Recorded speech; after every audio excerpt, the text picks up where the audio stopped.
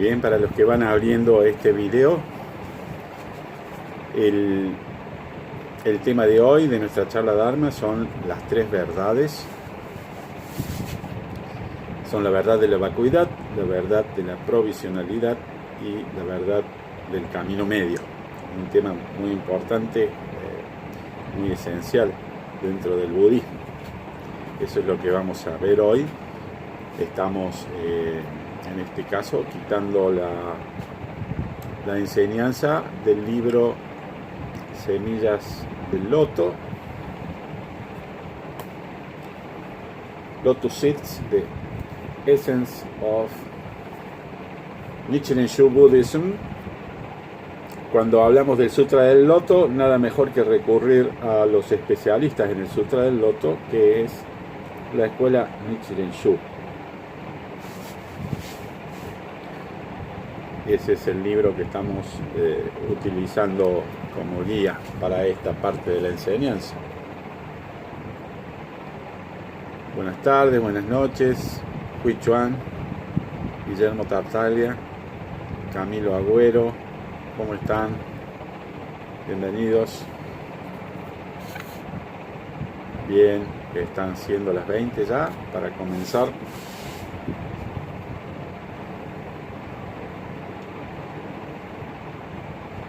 Vamos a darle 2 minutos más a la demás gente.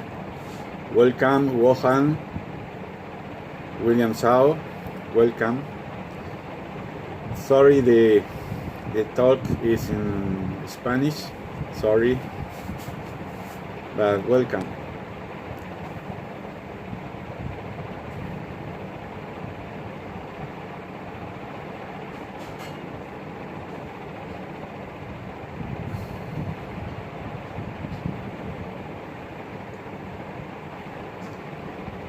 Buenas noches, Edgardo Escalerandi desde Canadá. ¿Cómo estás, Edgardo? Bienvenido, amigo.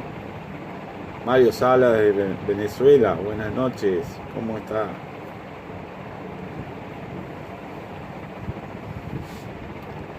Namu Myoho Renge Kyo. Namu Myoho Renge Kyo.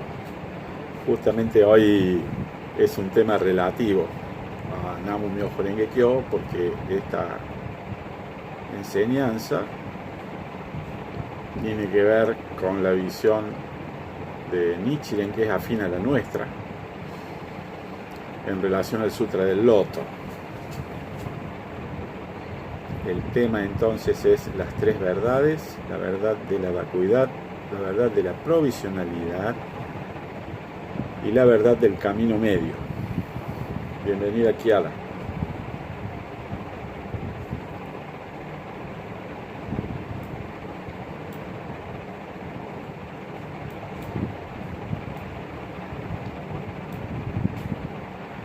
Un tema muy importante, esencial a la enseñanza de Buda, esto de las tres verdades.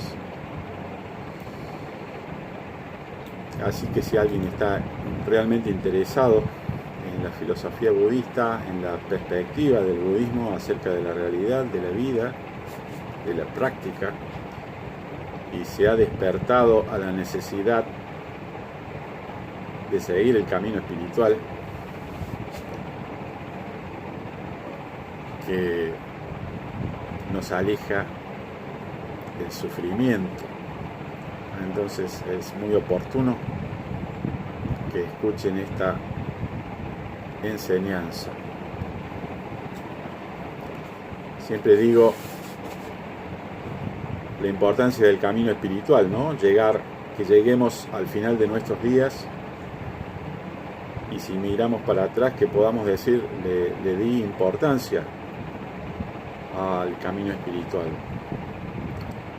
y no he perdido tiempo a través de seguir fama, fortuna o supervivencia, depende de la situación de cada uno, dejando de lado lo más importante de todo. Entonces, cuando uno despierta a eso, se da cuenta de esa importancia, entonces uno le asigna, es capaz de asignarle el tiempo dentro de su vida. Y tiene sentido, porque lo que buscamos es la iluminación, que dicho en palabras comunes es la verdadera felicidad para nosotros, para nuestra familia, para nuestros amigos, para nuestro entorno. Esa es la búsqueda. No es una búsqueda egoísta, pero es una búsqueda a las raíces de lo que es la verdadera realización de la vida. El encontrarle un propósito, ponerle un propósito, seguir con eso, y entonces todas las actividades adquieren importancia dentro de esta estrategia, ¿no? O sea, adquieren importancia estratégica en tanto en cuanto le asignemos valor dentro de este propósito de autorrealización.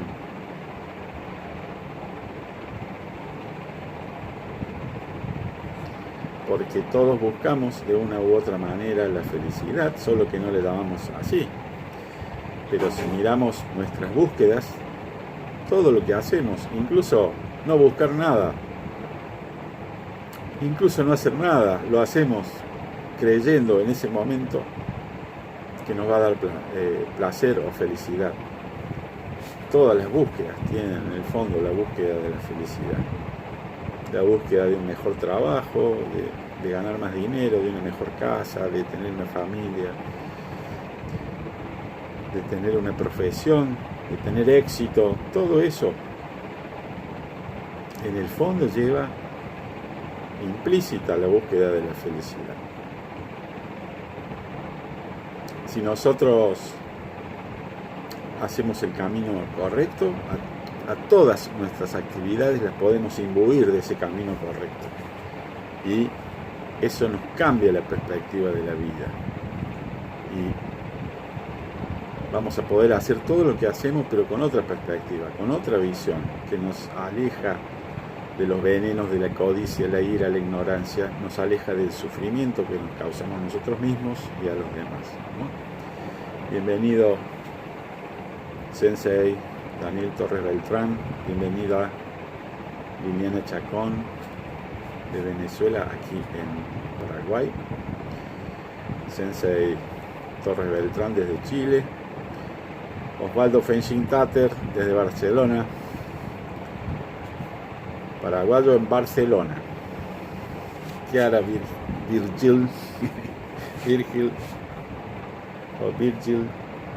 desde Villarrica, creo.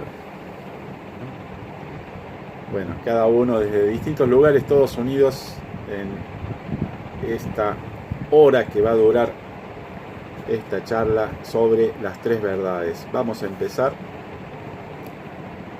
Saludamos como es costumbre con nuestro saludo habitual. El saludo habitual es Namo Buddha Amida. En China se usa Namo Amituofo.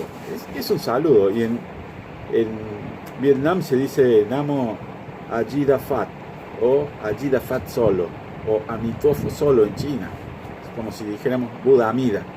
Es una forma de saludo que lleva implícito un montón de cosas, pero se puede usar como agradecimiento, como hola, como hasta luego, como estoy de acuerdo. Es decir, tiene mucho significado, pero nosotros le hemos dado una forma que responde a las tres tradiciones principales del budismo que nosotros seguimos y respetamos, que son la tradición Pali, la palabra Buda, Namo viene de la tradición china, es una transliteración de namas en sánscrito, y Amida es de la tradición japonesa. En sánscrito sería Amitabha o Amitayus, el Buda de la luz ilimitada, cuya luz llega a todos los mundos. O sea que es un saludo muy auspicioso. Bienvenidos, Namo Buddha Amida. Namo Buddha Amida. Namo Buddha Amida, con pensamiento, palabra y acción desde el corazón. Por eso los 3 niveles. Entonces el tema de hoy es las 3 verdades. Esta enseñanza la he quitado, la he traducido del libro Lotus Seeds, o sea, semillas del loto.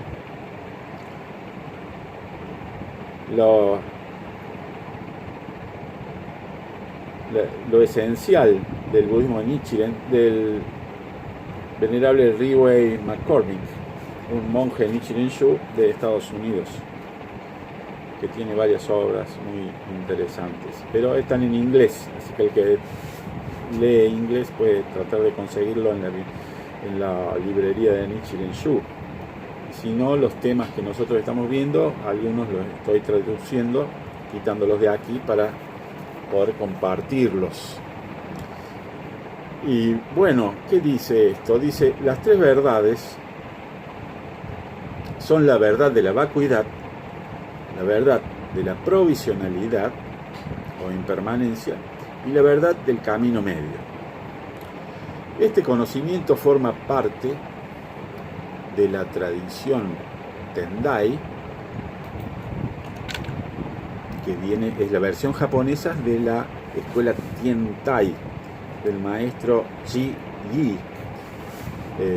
que fue un gran maestro como título que se lo da el Estado por su inmensurable logro en la recopilación de sutras y tratados para, digamos, examinar las enseñanzas de los sutras y determinar en base a la enseñanza que transmite cada uno un cierto orden, ¿no?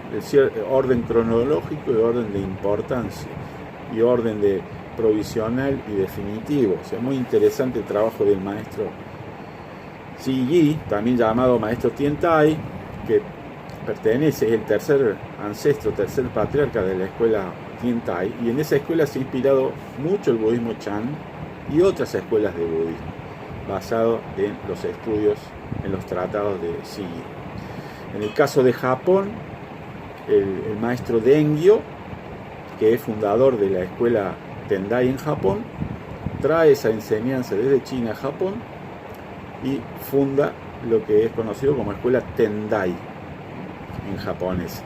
Esa escuela Tendai era la escuela más influyente, más importante en la época de Dogen y Nichiren Shonin. Ellos dos son monjes que se forman en el monasterio principal de la escuela Tendai, y después cada uno funda Dogen la escuela Soto Zen, y Nichiren su escuela Nichiren. Ninguno de los dos considera que está fundando una escuela nueva, sino que lo que están haciendo es recuperar la enseñanza básica esencial del Buda y ponerla a disposición. Entonces,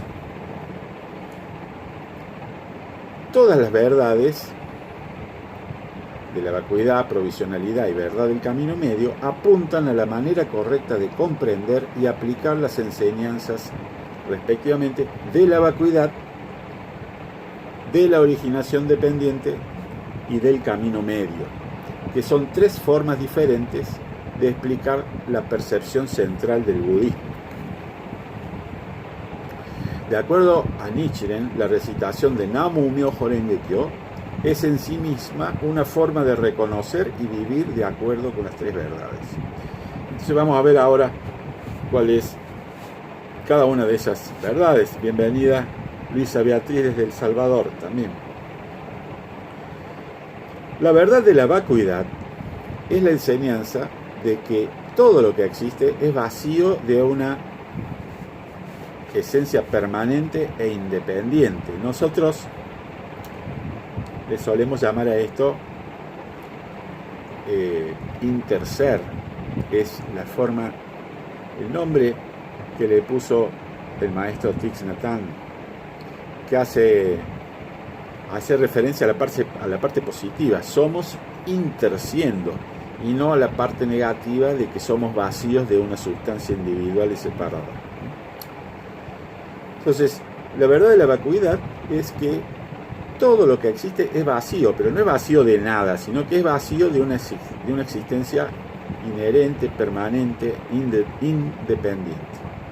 En otras palabras, quiere decir que todo existe temporariamente, como parte de un proceso cambiante que incluye a todas las otras cosas de diferentes maneras. Un tomate, por ejemplo, viene a la existencia como parte de un proceso que comienza con una semilla. La semilla se transforma en un tomate cuando tiene el suelo, el agua, la luz del sol apropiadas como condiciones para germinar y crecer. Cuando esas condiciones se dan, el tomate germina y crece de una semilla. El mismo tomate, por otra parte, inevitablemente desaparece cuando es comido por gente o por animales. Y entonces se convierte en un factor que contribuye a la existencia de cualquiera que lo coma. Bienvenida Jimena Tati Higueras de Chile. De esta manera, todo participa en la ley de causa y efecto. De hecho, todas las cosas son manifestaciones de la ley de causa y efecto, tanto como causa como efecto. O sea, todas las cosas son causas y a su vez son efectos de otras cosas. Son causas de otras y efectos de otras. Así es, no hay nada que nos provenga de otras causas ni que no sea causa de otras cosas. De hecho, dice, comprender la ley de la vacuidad nos puede ayudar a superar el aferramiento y el egotismo. Atentos con esta palabra egotismo, que quiere decir sentimiento exagerado de la importancia propia. Eso es egotismo. Es una palabra que no solemos usar en español. En inglés, egotismo, yo busqué si la traducción, estuve a punto de traducirla como egoísmo, pero busqué que existía la palabra egotismo y cuál era el significado desde la psicología. Es una importancia, o sea, un sentimiento exagerado sobre la propia importancia. Entonces, esta verdad de la vacuidad nos ayuda a superar el egotismo y el aferramiento. Superamos el aferramiento cuando reconocemos que nada dura para siempre de la misma manera. Entendiendo que nada dura para siempre de la misma manera, no tiene sentido aferrarnos a nada. Aferrarse en el sentido de querer sostenerlo y no perderlo, de querer conservarlo intacto, incambiante. No existe nada que sea incambiante. Entonces todo va cambiando con el tiempo, no tiene sentido aferrarse. Por eso, entendiendo la verdad de la vacuidad, podemos superar el aferramiento, que no es sabio, es tonto aferrarse. Pero inconscientemente nos aferramos lo mismo. Bueno, entonces tenemos que trabajar conscientemente para ir desarticulando ese aferramiento, el apego inconsciente. Por otra parte, el egotismo, ¿cómo lo superamos? Cuando reconocemos que nada, incluso nuestras propias vidas, puede existir sin la contribución y sostén de muchas otras cosas. O sea, nuestra vida no tiene sentido tener un sentido de importancia exagerada, de la propia importancia, cuando ni siquiera nuestra vida puede existir independientemente de otras cosas. Nosotros y todas las cosas necesitan la contribución y sostén de muchas otras cosas. Entonces, al despertar a la verdad de la vacuidad, podemos liberarnos del ansia egoísta, o sea, de ese deseo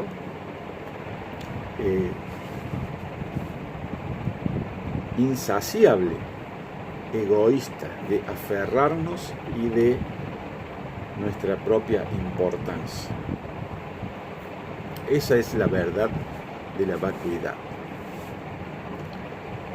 Ahora vamos a ver la verdad de la provisionalidad. Esta es la enseñanza de que todas las cosas tienen una existencia provisional, determinada por causas y condiciones.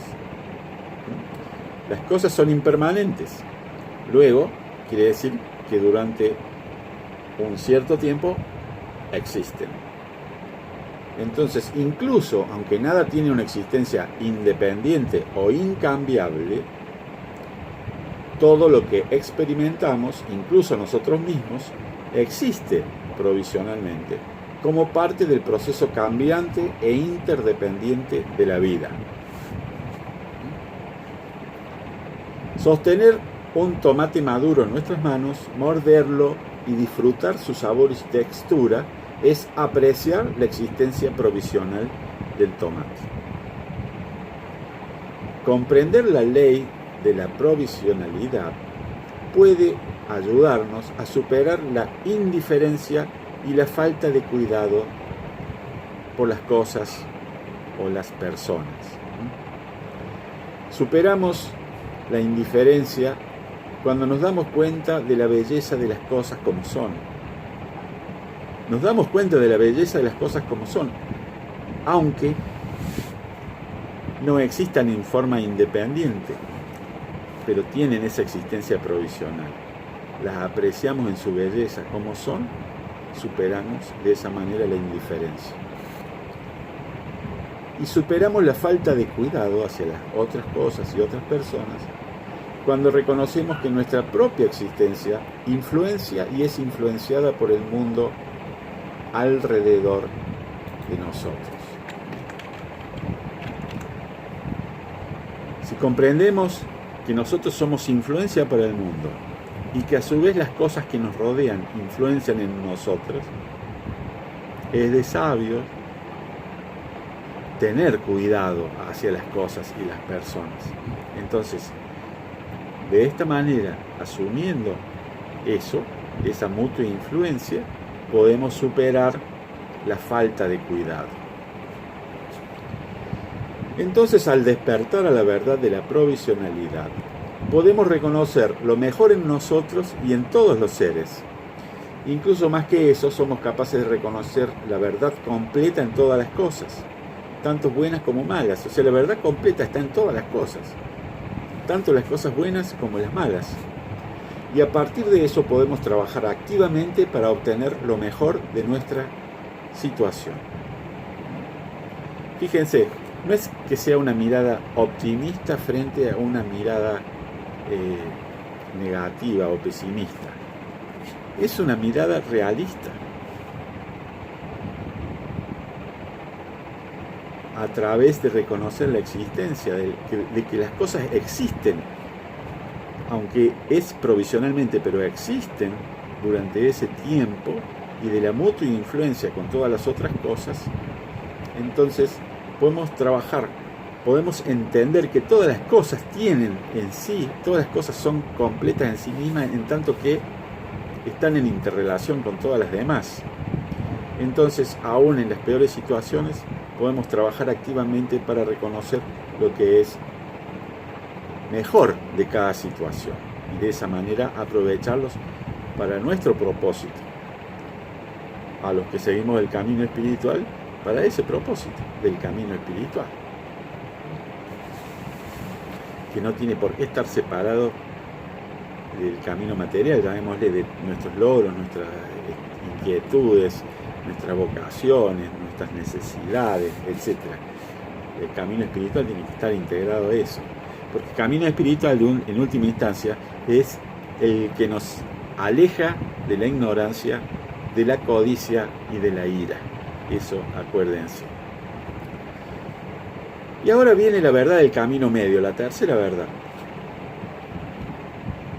Esta verdad del camino medio es la enseñanza de que la vacuidad y la provisionalidad, o sea, las dos verdades anteriores, son diferentes maneras de señalar que la realidad de todas las cosas, incluyendo nuestras propias vidas, trasciende las categorías de existencia y no existencia. Este es un punto muy importante. Porque fíjense, desde el punto de vista de la vacuidad, las cosas no existen como separadas o permanentes. Y de acuerdo a la provisionalidad, las cosas existen durante un tiempo de acuerdo con la ley de causa y efecto.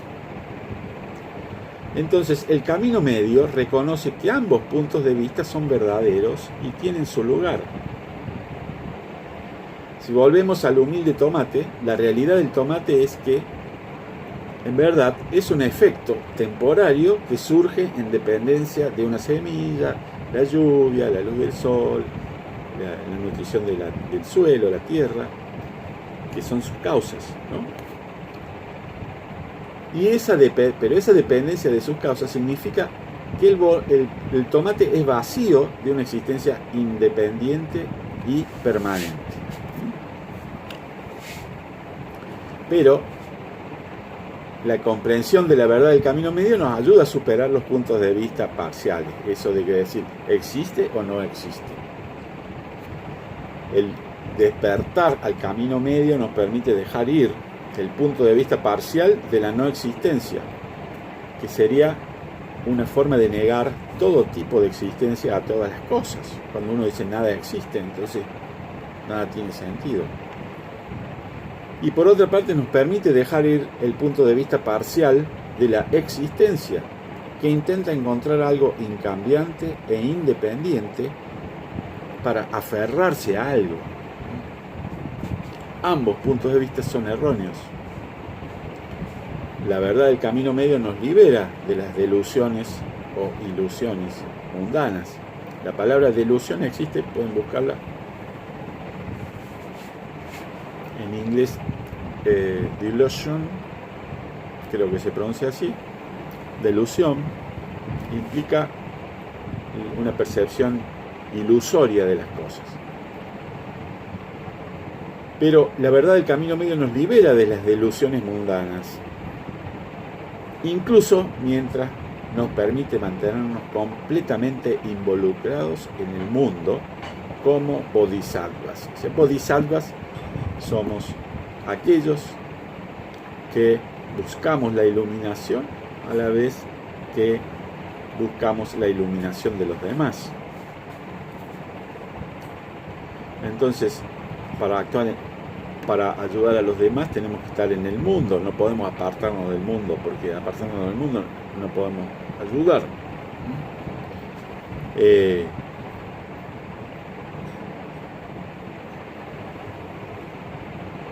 Pero mientras esta verdad del camino medio nos permite mantenernos completamente involucrados en el mundo como bodhisattvas, pero a la vez nos libera de las delusiones mundanas.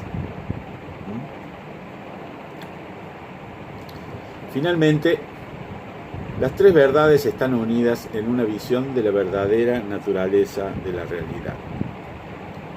Las tres son diferentes maneras de explicar la percepción del Buda eterno Shakyamuni, que vimos esto del Buda eterno Shakyamuni en una reunión anterior, no recuerdo si fue justo la pasada. El Buda eterno Shakyamuni, como es enseñado en el Sutra del Loto. Es una visión de la naturaleza del Buda que trasciende la temporalidad y la espacialidad, espacio y tiempo. Es una visión de la naturaleza dinámica e interdependiente de las cosas. La realidad como naturaleza dinámica e interdependiente de todas las cosas. Vivir en armonía con las tres verdades, con esta visión de las tres verdades, significa libertad del aferramiento, o sea, del apego, libertad para actuar compasivamente en el mundo y la libertad del camino medio, de tener en claro que las cosas no tienen una existencia separada, pero no quiere decir que no existan. Y existen provisionalmente, temporalmente, lo cual no quiere decir que existan en todo el sentido de la palabra. El concepto del camino medio trasciende la existencia y la no existencia. En sentido de que existencia y no existencia en la terminología común, ¿no? En eras pasadas, esta visión estaba disponible solamente para aquellos con la capacidad de comprender las muy complejas enseñanzas de los sutras, o aquellos con la capacidad de meditar largas horas, incluso, según algunas enseñanzas, por muchas vidas, de manera de poder ver por sí mismo la verdad de las enseñanzas. Es algo que aspiramos a través de la práctica de la meditación silenciosa. Pero en este caso, Nichiren, él enseñó la simple práctica de recitar Namu Myoho Renge Kyo como la forma correcta de enfocar nuestras mentes en la verdad última de las enseñanzas del Buda, con una mente de fe y dicha. Es parecido pero a la vez diferente. Es un enfoque que, en lugar de decir suelto las ideas y los pensamientos, lo que dice es enfóquese en la recitación.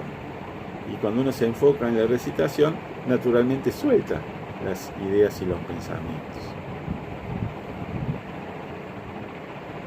Siguiendo esas instrucciones, nuestros corazones y mentes recibirán una comprensión intuitiva de las tres verdades y nosotros mismos podremos vivir en armonía con ellas.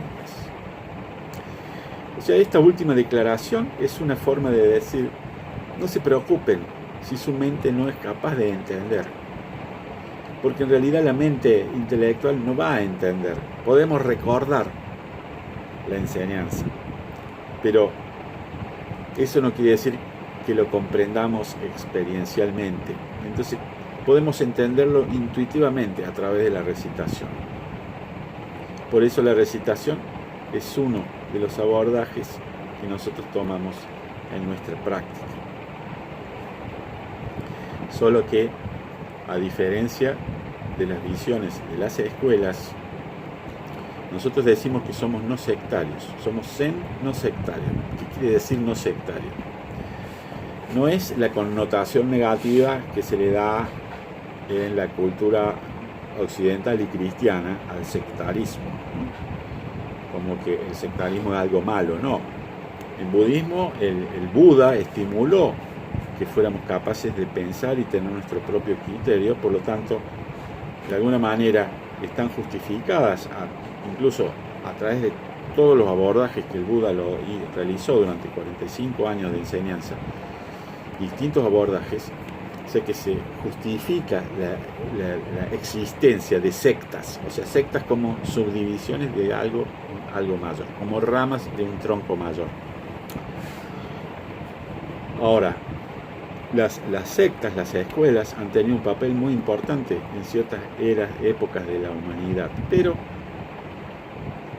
en la actualidad habemos algunos monjes que creemos que debemos de alguna manera trascender ese sectarismo, como ya dije, no en un sentido peyorativo, no como que sean malas las sectas, sino en el sentido de tener la mente abierta y entonces ofrecer a los practicantes la forma de práctica que puede ser más afín a su característica, a su karma.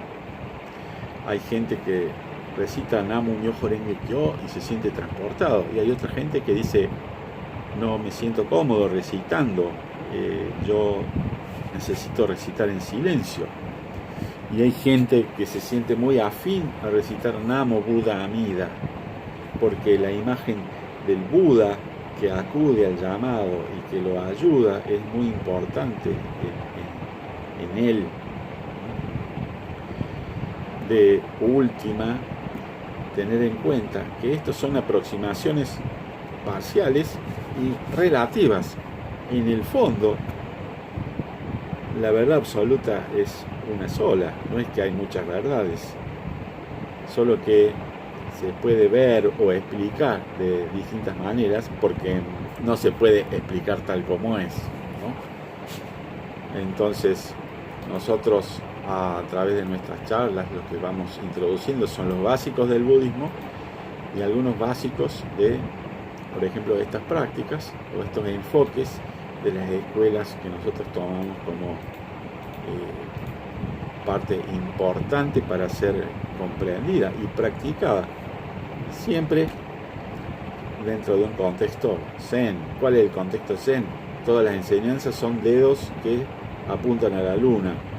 Nosotros tratamos de ver la luna tal como es y no vamos a discutir sobre los dedos. Entonces puede haber, de hecho ha habido gente, hermanos budistas de otras tradiciones que practican de golpe hacen algunas de estas prácticas exclusivamente y no se sienten bien con que nosotros hagamos un enfoque incluyendo a las demás prácticas. Pero bueno, la explicación es lo que acabo de dar. En Chan nosotros tenemos la capacidad de decir el Chan o el Zen es cuando barro, cuando como, cuando duermo. Dedicar nuestra atención a lo que estamos haciendo es Chan. Entonces, ¿cómo no va a ser Chan el dedicar nuestra atención a la recitación de un mantra o de otro mantra? Desde ese punto de vista, nosotros también, durante los 4 grandes votos de los Bodhisattvas, decimos: las puertas del Dharma son innumerables, hago votos de entrar en todas. Y eso quiere decir, entrar en todas en realidad es atravesar una. Cuando uno atraviesa una, en realidad atraviesa todas las puertas, ¿no? Pero también significa el respeto hacia los abordajes de las otras escuelas. Y como de hecho no podemos practicar las metodologías de todas las escuelas, pero sí hemos tomado 3 prácticas, especialmente, y esas 3 prácticas las tenemos como abordaje dentro de nuestro marco Zen. Y esa es la propuesta que nosotros hacemos de práctica, que le servirá a la gente que se siente cómoda así, y gente que no se siente cómoda seguramente buscará otra escuela. Pero bueno, esto viene a cuento porque cuando tocamos estos temas también vale la pena explicar en qué marco, en qué contexto nosotros los desarrollamos. Bueno, nos quedan ahora más o menos 20 minutos para la hora. Si ustedes tienen alguna pregunta sobre esto o algún comentario, con gusto voy a tratar de responderles.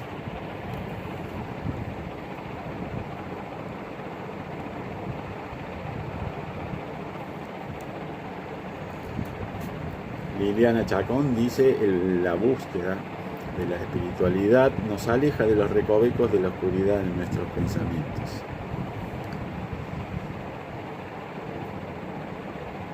Es así, pero hay pensamientos oscuros y pensamientos claros. Pero el punto es que con el pensamiento no podemos llegar a realizar la verdad. Por eso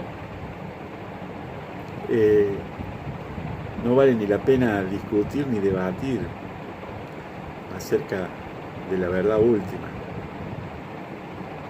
Hay que tratar de ver qué parte de la verdad puede estar en lo que cada uno dice, pero siempre tener en cuenta que eso que dicen todos o uno mismo son señales, no son la verdad en sí misma.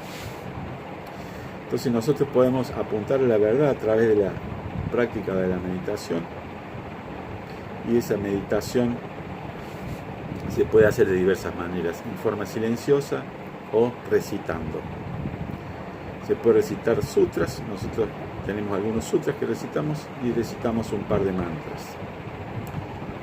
Y también practicamos la meditación quietos o en movimiento.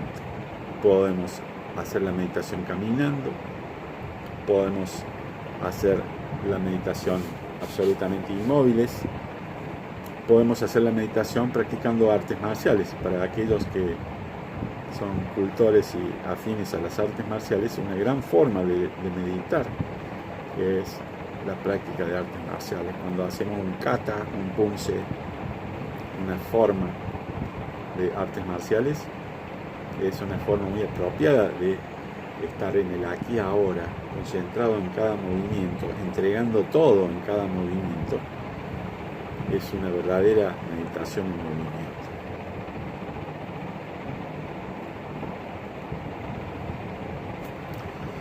Osvaldo Fenshin dice: no entendí muy bien sobre la verdad de la vacuidad según Thich Nhat Hanh. Bueno, la verdad de la vacuidad es la verdad de la insustancialidad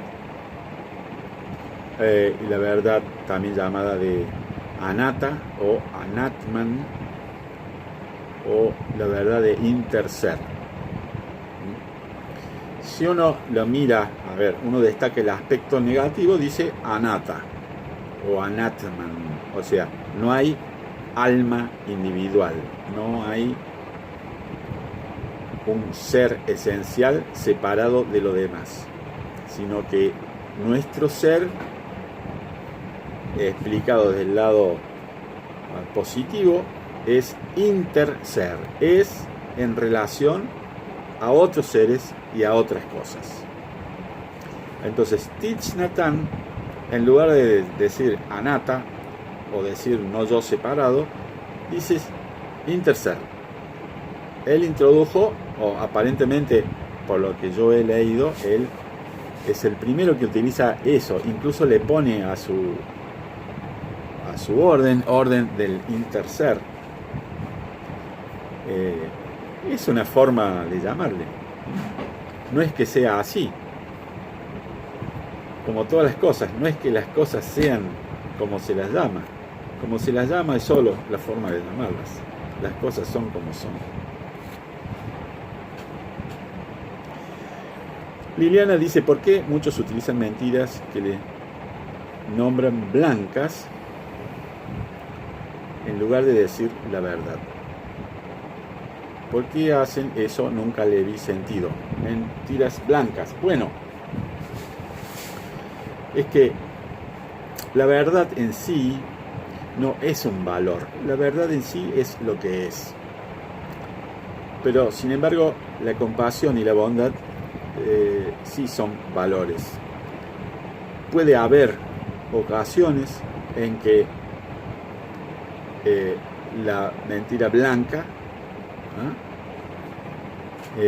sea mejor que una verdad cruda, o lo que nosotros, en lugar de decirle mentiras, decimos medios hábiles para explicarle a alguien alguna verdad que puede ser muy difícil de explicar. Usamos un medio hábil. Por ejemplo, en el capítulo 16 del Sutra del Loto, el Buda dice: el médico que le dijo a sus hijos que había muerto para que ellos tomaran el remedio para curarse del veneno, no fue acusado de mentir, porque el objetivo de ese señor, al decirle que había muerto a los hijos, era para que ellos, que estaban tan confusos por el hecho de haber tomado un veneno y no querían tomar el antídoto, el remedio, cuando les dicen que su papá murió y su papá les dijo que tomen el remedio, entonces ellos, por esa mentira blanca, digamos, por ese medio hábil, ellos reaccionan y toman el remedio. Entonces, es como todas las parábolas del Sutra del Loto, tiene que ver con esas verdades que se dicen provisionalmente y que conducen de última al Sutra del Loto. Hay ciertas cosas que se enseñan. El Buda dice: enseñé de mi nirvana como medio hábil. Les dije que muero, aunque yo nunca moriré, dice en el capítulo ese 16, que es el capítulo de Buda Eterno. Siempre estoy aquí pensando cómo causar que todos los seres sintientes entren en el camino insuperable y rápidamente se conviertan en Budas. Eso dice el Buda. Bueno, el Sutra del Loto es como un cuentito, ¿no? Así parece algo muy fantasioso y todo, pero la enseñanza está detrás de eso. Entonces,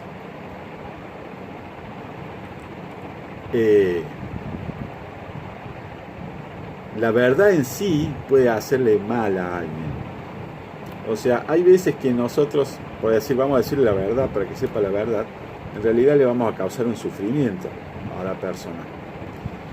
Entonces, cuando con esa verdad no se consigue ningún bien, uno puede dudar acerca de decir la verdad. ¿Está? Si no es bueno no es bueno ni útil, entonces, y sí puede ser hiriente, entonces, ¿para qué decirlo? Ese puede ser el enfoque. O sea que en ese sentido yo entiendo las mentiras blancas. Pero bueno, nosotros, nuestro compromiso es hacia la verdad. O sea, apuntamos a la verdad.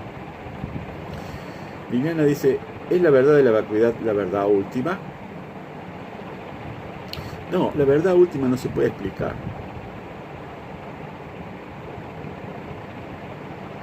La verdad de la vacuidad es una mirada a la realidad, a la naturaleza de la realidad.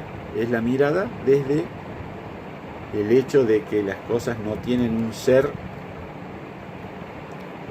independiente y separado. O sea, que son vacíos de un ser independiente y separado y dependen de todas las verdades. O sea, es una mirada parcial, es una visión parcial, pero es válida. Por eso la verdad del camino medio dice: es verdadera, es una verdad verdadera. Pero eso es más o menos como, no sé si habrán visto ese dibujito donde hay un número 6 dibujado en el piso. Entonces alguien está parado de un lado y digamos abajo, y el otro del lado de arriba del 6. Bueno, el que está del lado de arriba del 6 lo mira como un 9, entonces dice: esto es el 9. Y el que está del otro lado dice: no, esto es el 6. Los dos dicen la verdad. Pero la verdad del camino medio sería: es 6 y es 9, pero en realidad este dibujo trasciende las dos cosas. Es más que el 6 y el 9, ¿no? Es más o menos así. O sea, ustedes tienen que buscar la visión del ojo interior, la visión del oído interior. Ahora estamos hablando y mostrando para el ojo exterior y para el oído exterior, pero no, así no vamos a llegar a la verdad última.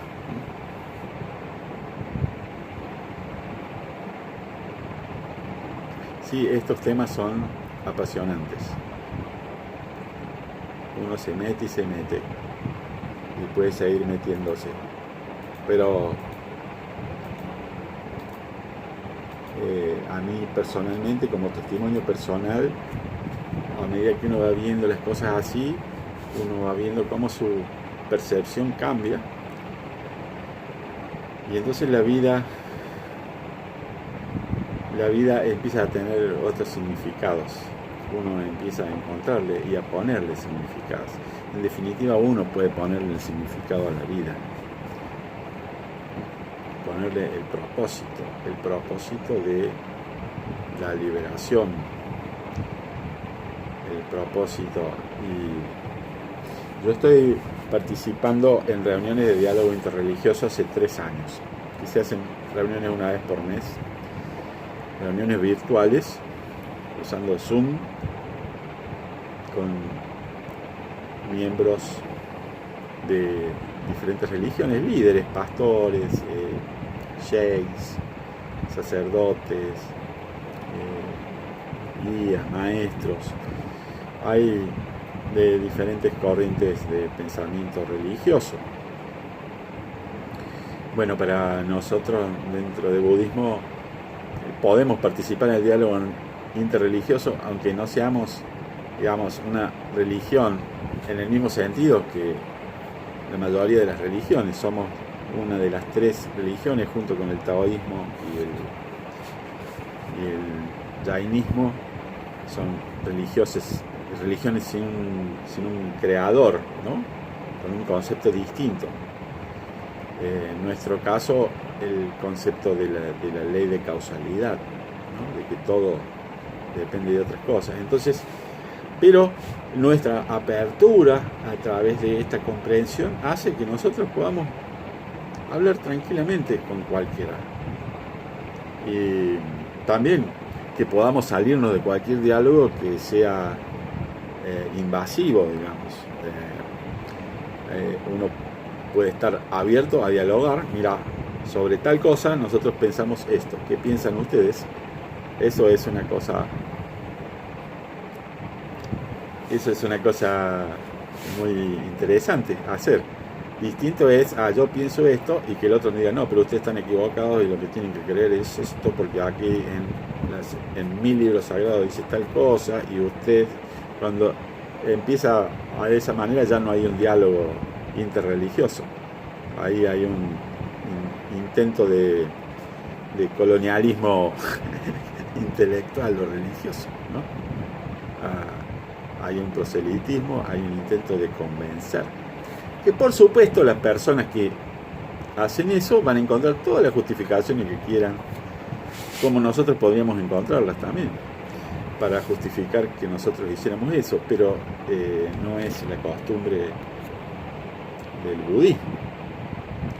Y por suerte, porque si no, entonces el llamarnos budistas no sería algo correcto para mí, no me sentiría cómodo llamándome budista si las cosas fueran así. Sí, es respeto, y si se va a dialogar, ¿qué es el diálogo? El diálogo es cuando contribuyen los dos y de alguna manera hay un crecimiento mutuo por entenderse y conocerse, ¿no? Decir, qué interesante que piensen esto, yo pensaba tal cosa, y fíjense. Si yo he tenido, por ejemplo, con la religión menos conocida para uno que vive en contexto occidental judeo-cristiano, es el islamismo, que tiene muy mala prensa y tiene, bueno, en algún sentido justificado por malos representantes del islamismo. Pero cuando uno escucha a un sheikh, que es como si fuera un sacerdote islámico, explicar las enseñanzas, y son hermosas, o sea que hay muchos puntos que todas las religiones y todas las filosofías buenas tienen en común: la solidaridad, la compasión, el ayudar. Lo que nosotros sumamos con nuestra práctica es la apertura mental, tener la capacidad, porque si no abrimos la mente no vamos a poder ver la verdad. Si nosotros seguimos con los paradigmas en marketing, por ejemplo, que es una rama de saber que he transitado hace tiempo, se habló siempre de los paradigmas. Los paradigmas son como unos lentes que nos hacen ver la realidad de una cierta manera, y entonces nos ocultan las cosas como son. Y nosotros, en términos de la verdad o de nuestro camino espiritual, si nos ponemos paradigmas y nos ponemos esos anteojos, entonces vamos a ver las cosas de un color determinado.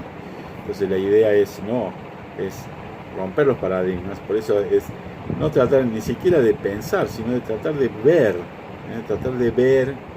con los ojos de la intuición, los ojos internos.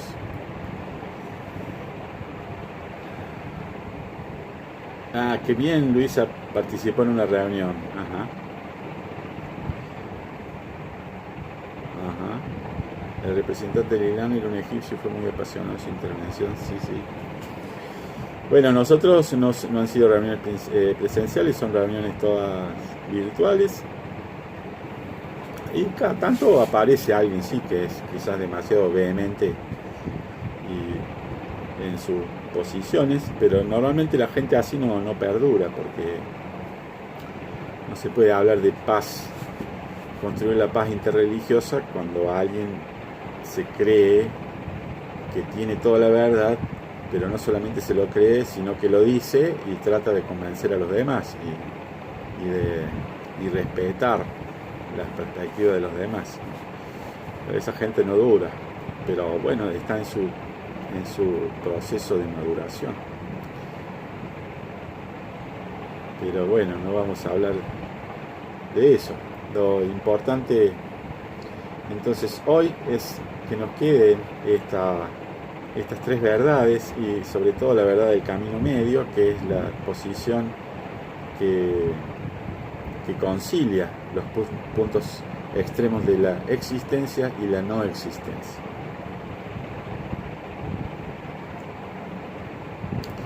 Porque la no existencia es el error en caer cuando uno dice, bueno, pero no hay una esencia separada e independiente, entonces en realidad no existimos y nada existe.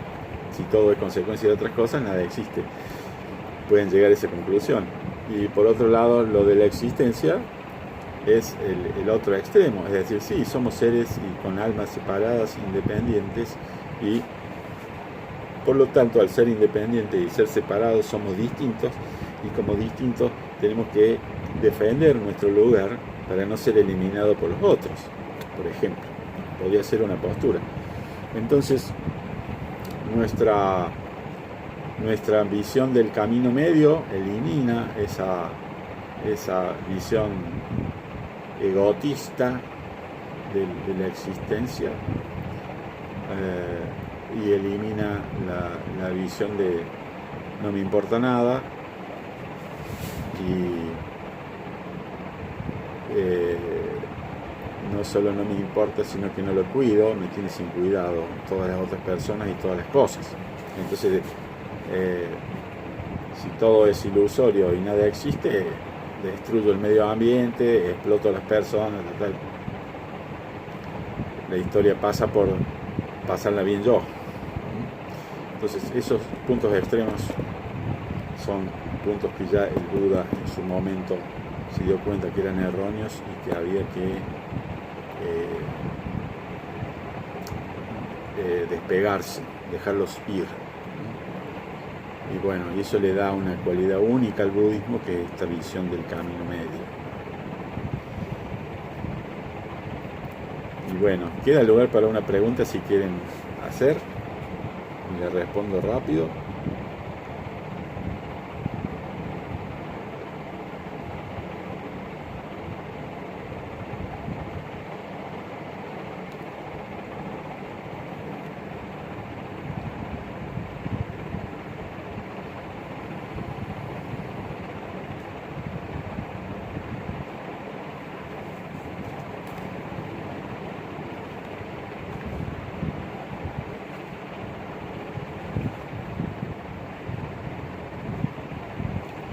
A partir de la semana que viene, del martes de la semana que viene, vamos a ver varios temitas relativos a la no dualidad, al no dualismo, a que la visión de la dualidad es solo una visión convencional, relativa, pero que no es correcta esencialmente.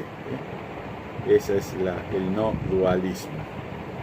A partir de eso vamos a empezar entonces el próximo martes. Les agradezco mucho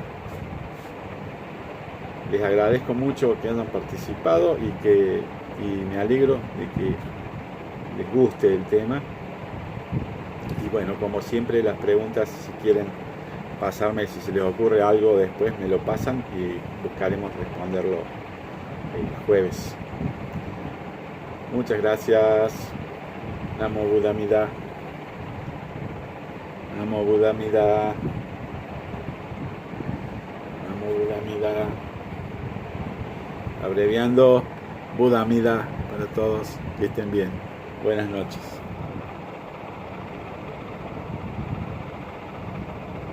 Muchas gracias por todo lo que están escribiendo. Muchas gracias. Un abrazo de corazón virtual para todos.